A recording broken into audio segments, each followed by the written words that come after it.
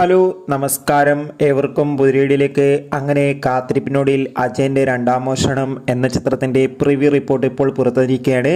ആ ഒരു അപ്ഡേഷനാണ് ഇന്നൊരു വീഡിയോ ഭാഗത്ത്. വീഡിയോയിലേക്ക് വരുമ്പോൾ വീഡിയോ ലൈക്ക് ചെയ്യുക, ചാനൽ സബ്സ്ക്രൈബ് ചെയ്യാൻ വേണ്ടി ശ്രമിക്കുക. ടൊവിനോ തോമസ്, ബേസിൽ ജോസഫ്, ഐശ്വര്യ രാജേഷ് എന്നൊക്കെ പ്രധാന കഥാപാത്രങ്ങളായെത്തി നാളെ സെപ്റ്റംബർ 12 റിലീസ് ചെയ്യാൻ പോകുന്ന ചിത്രമാണ് അജയൻ്റെ രണ്ടാം മോഷണം. എല്ലാ സിനിമാ പ്രേമികളും ഒരേപോലെയാണ് ചിത്രത്തിൻ്റെ ഓരോ അപ്ഡേഷനും അറിയാൻ വേണ്ടി കാത്തിരുന്നത്.